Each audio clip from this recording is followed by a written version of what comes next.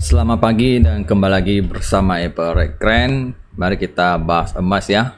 Harga emas ini di 1826 ya. Dan semalam sempat ada news ya, ada turun naik turun ya.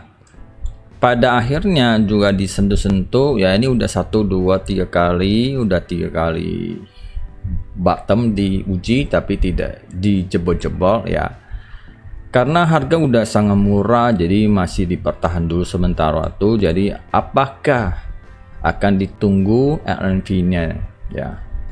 Jadi kalau untuk hari Kamis mungkin masih main-main atas bawah. Jadi cuma baru cari arah antara dia mau naik atas atau dia mau jebol lagi retest 1800 di situ.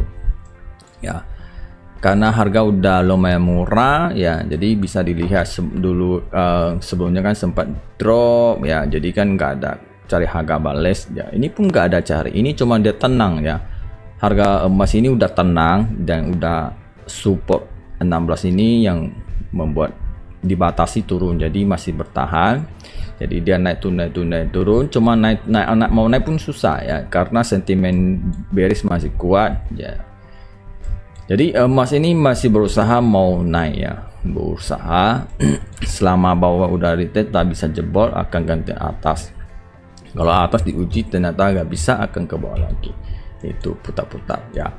Jadi kalau sekarang kita lihat H1 ini dari sini udah mulai agak lumayan ya, buy udah mulai masuk ya, ada mulai hijau ya, nggak kayak sebelumnya merah semua ya.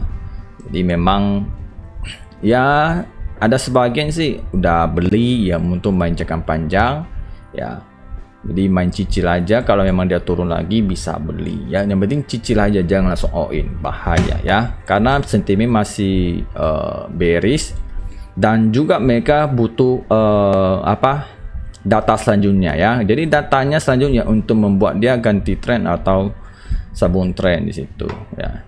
Pasti panduan memang udah kelihatan suku bunga lama ya, tapi juga lihat datanya.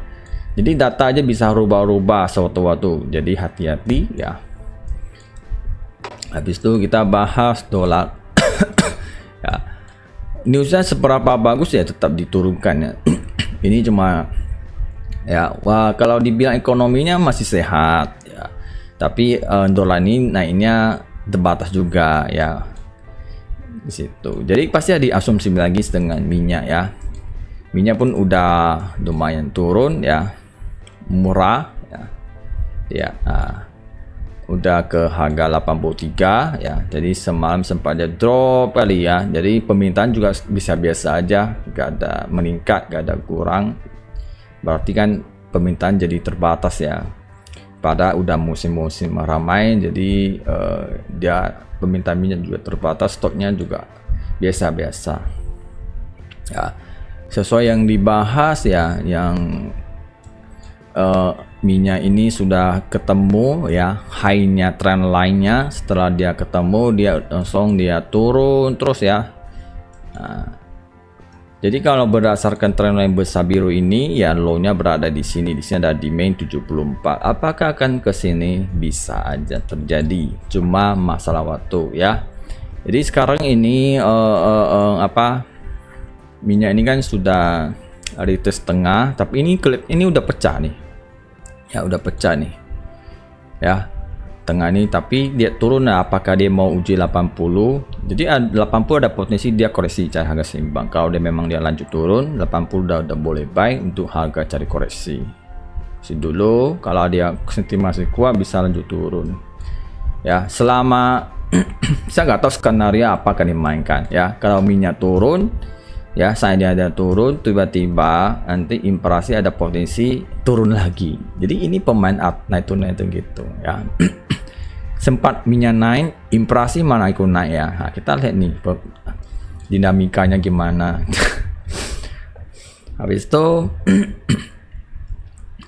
dari sebelumnya kan ini kan demand, ini kan udah dipecahin, habis itu lanjut turun ya, sempat dia pecahin, habis itu udah coba naik gagal, habis itu selanjutnya retest lagi, langsung nggak bisa, langsung turun, langsung panjang gitu ya. Jadi udah sangat lumayan. Jadi di 30-an atau 80 di bawah dikit boleh buy lagi ya. Jadi di sini ada tempat dia pullback ke atas punya. Oke, apalagi soal Nasdaq. Nasdaq situ-situ lagi ya. Dia turun naik lagi, turun naik lagi ya. Jadi dia memang situ-situ lagi bertahan nih ya. Kalau ada yang buy lagi di sini udah bottom. Apalagi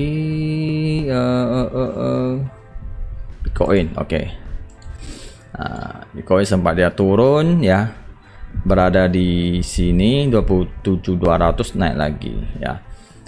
Tapi ini dia naik ya. Dia hari ini gimana nih? Hari ini naiknya apakah dia turun lagi ya? Apakah dia terjadi top ya? Kalau nggak jadi dia akan turun.